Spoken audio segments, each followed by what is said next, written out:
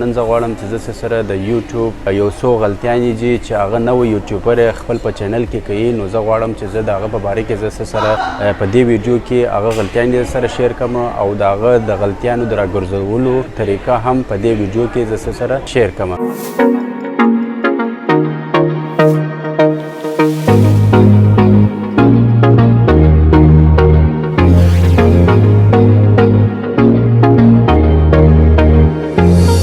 السلام علیکم، که تاسو چیرې نایس خبر، زما نوم جمیل احمد دی او زه د یوټیوب د ټریننګ ویډیوز جوړوم او زه د فټنس په باره کې ویډیوز جوړوم او ایډونچر ولاګز هم ویډیوې جوړوم. اوله غلطي دا ده چې کاپي ادر یوټیوبرز، یعنی کې موږ د بل یوټیوبر کاپي کوو. ما اکثر نوي یوټیوبرز لیدلی دي چې هغه د بل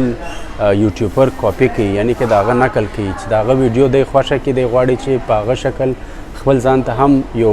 ویډیو جوړه کړي. او دویم دا دی چې د هغه یوټیوبر اوس د بل یوټیوبر یو خپل یو انداز د خبرو کولو، یو خپل طریقه ده، دی غواړي چې په هغه انداز، په هغه شکل، په هغه رقم سره دی خپل ځان ته ویډیو جوړه کړي. زه دا نه بولم چې دا یو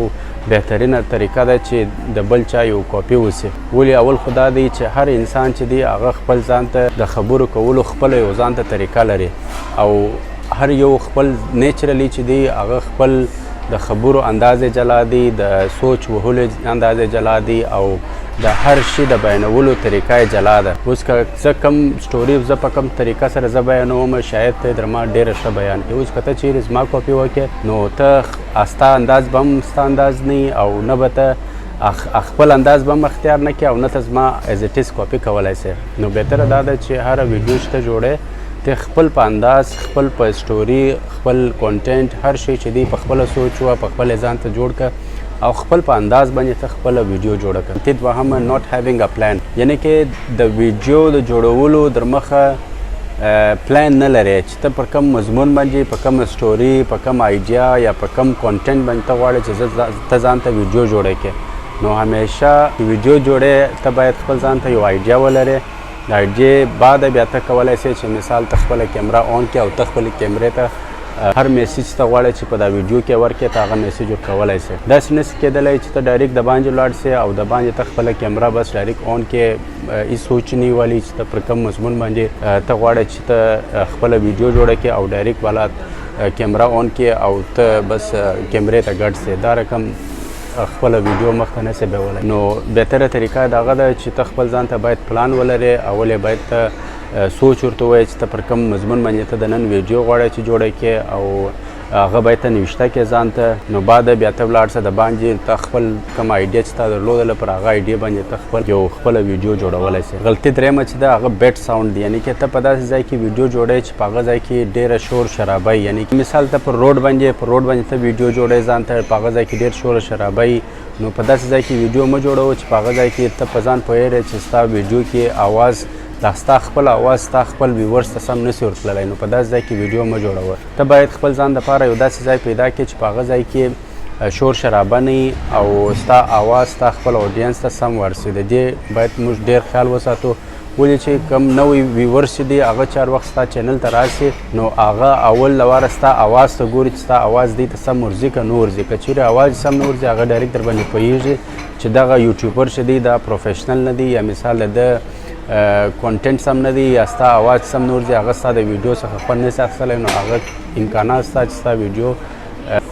د کتلو د پوره د کتلو در مخه ستا ویډیو بنده کړي. غلطي نمبر 3 چې ده هغه بیډ شارټ کمپوزیشن، یعنی کې کمپوزیشن معنا دا دی چې مثال ته په کم ځای کې ستا ویډیو جوړې، په هغه ځای کې یا ته بالکل داسې پر یو بغل باندې یا مثال دا خواته د چپه او د رسته ته خیال نه ساتې، یا ته داسې مثال ډېر پورته د لوړ چې ستا سر کټ کېږي یا بیخي ډېر شت، ته باید خپل د کیمرې بالکل په سنټر کې راسې. شپږمه غلطي دا ده چې رینډم انسرټ شاټ، یعنی کې بې ځایه یو داسې شاټ چې هغه ته خپل په ویډیو کې شامل کړي، دې ته رینډم انسرټ شاټ وایي. اوس مثال زه په دې ویډیو کې زه سره د یوټیوب د غلطیانو په باره کې زه سره یو ویډیو جوړوم او که په دې کې زه یو انسرټ شاټ شامل کړم نو دا یو بې ځایه سو. اوس مثال لکه دغه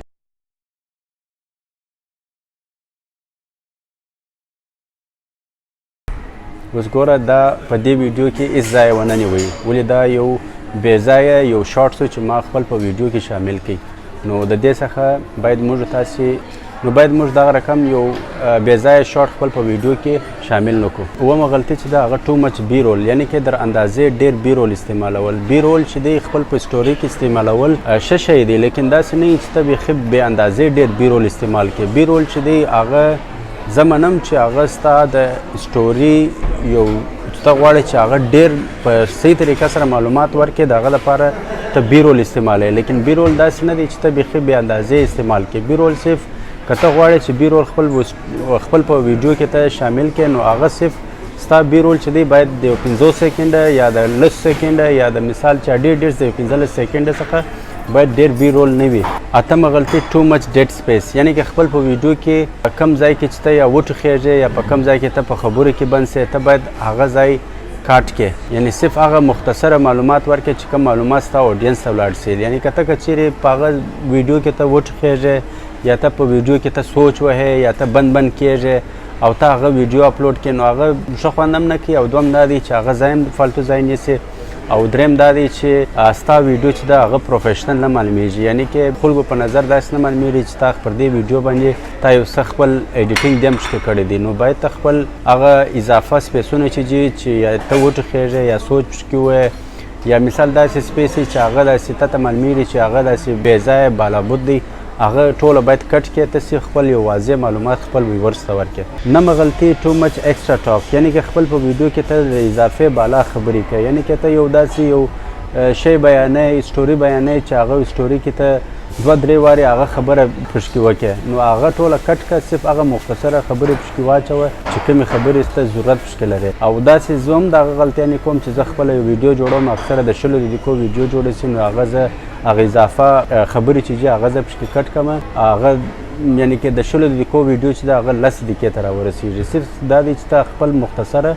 میسیج ته په خپل ویډیو کې ورکړه، هغه اضافه خبرې چې هغه باید ته خپل ځان دپاره ته باید په دا ویډیو کې ته کټ کړې. 11مه غلطي رونګ میوزیک چوایس، یعنی که ته خپل په ویډیو کې ته دا نه ګورې چې ستا په دې ویډیو کې ستا چې کوم سټوري ده د هغې سټوري په مطابق ستا دا میوزیک د هغه ویډیو سره میچ کوي که نه کوي. اوس مثال که ته ایډونچر کې ته باید د ایډونچر میوزیک ور واچې خپل ویډیو ته، او که ته یو داسې سټوري خپل په ویډیو کې بیانوي چې هغه لږ داسې سیډ سټوري ده، غمزده سټوري ده، ته باید هغه رقم میوزیک به خپل ویډیو ته ور واچې. مثال ته یو داسې یو خوشحاله ویډیو جوړې، نو په هغه ځای کې باید ته لږ داسې خوشحاله میوزیک خپل ویډیو ته ور واچې. ما اکثر لیدلی دي چې هغه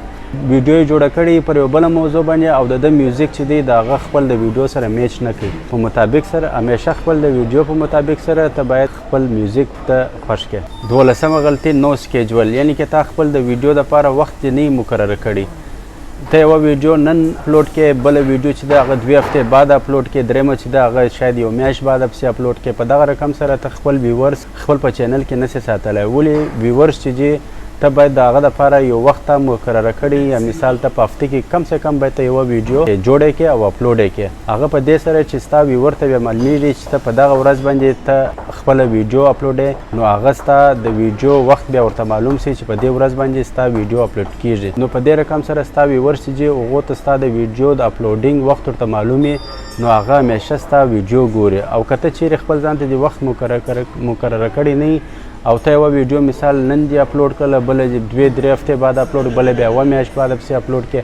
نو په دې رقم سره ته خپل ویورز خپل په چینل کې د ځان سره نسې ساتلی.